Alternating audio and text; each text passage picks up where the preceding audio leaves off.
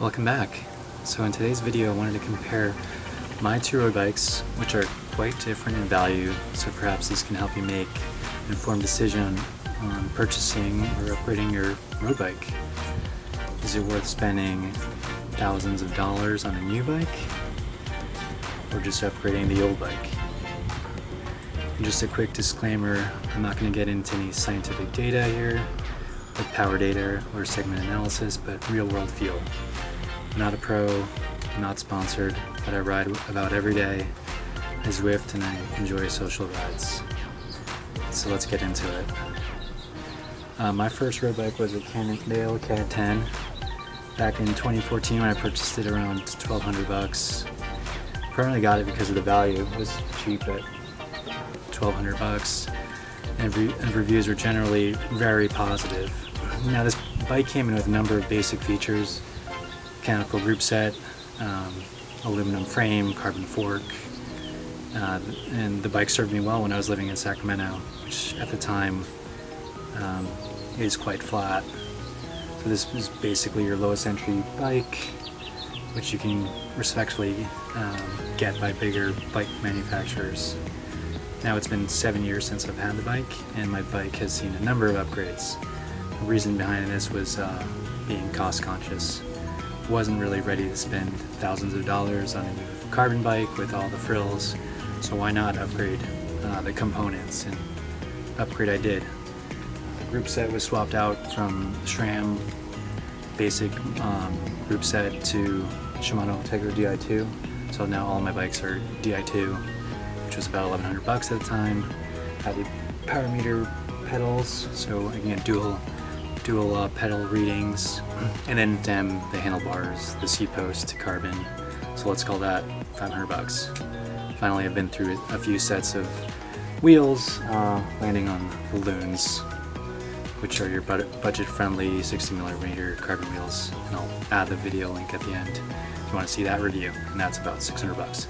So all in, I spent about $3,500 to $4,000 on this bike, including the basic bike. So let's talk about positives. So within all these years, I've crashed a few times during rides. I know, how is that a positive? Well, when I travel, or be it plane or car, my level of stress is quite low when it comes to superficial damages. In terms of performances, it can handle the group rides. I've taken it up mountains here, also in LA. I've even raced during my triathlon days before getting a proper time trial bike. Negatives. So with all that money, does the bike feel noticeably lighter? That's a resounding no. It does not feel that much lighter at all when you have a bike so much more lighter than this one, and we'll get to that a little bit later. And yes, the wheel set makes a difference, but we're also talking grams here. So what else about a 7-year-old bike that feels bad? Well, there's also a lot of flex when you're riding, be it in the frame or the handles. You get random creaks, by the loved or hated BB30.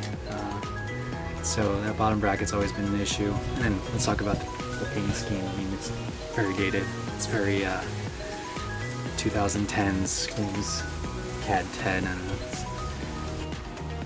Well, I will continue to use this bike on Rose Bowls, the crit rides, and our local Peloton group rides. So let's get into the other bike.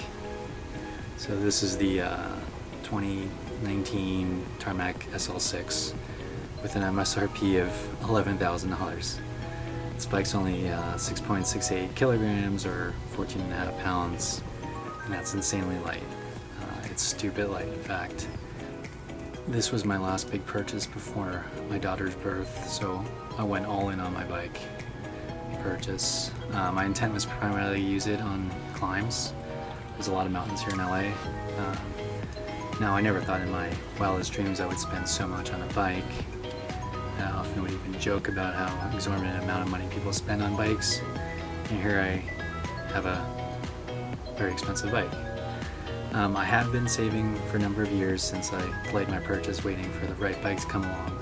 And I do feel like I timed it right, with all the bike manufacturers kind of getting out of the aero bike nonsense, Nothing wrong with that, but they certainly pushed it or marketed it quite big, and now it's all about all-purpose bikes that climb, they're fast, and are comfortable.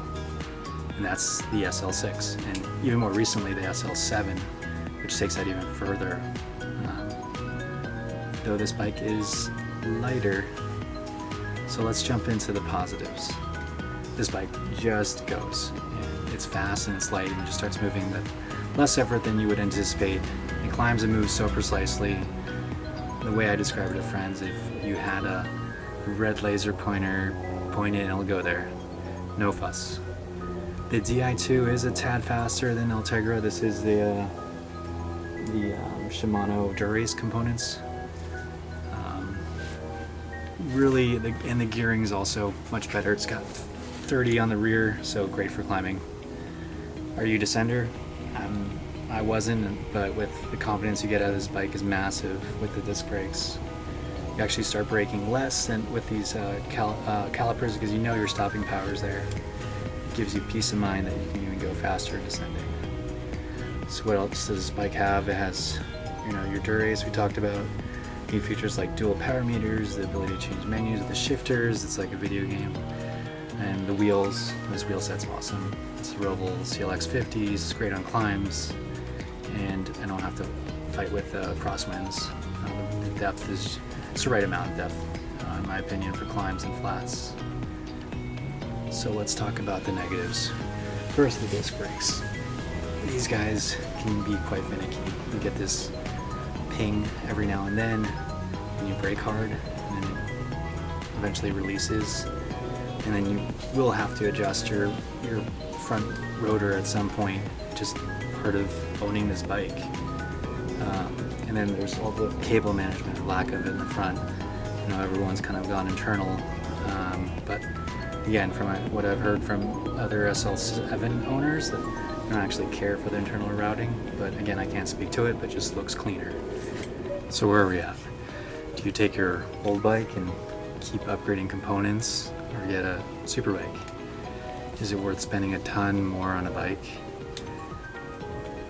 Let me say I don't have a clear answer on that. Here are my few takeaways.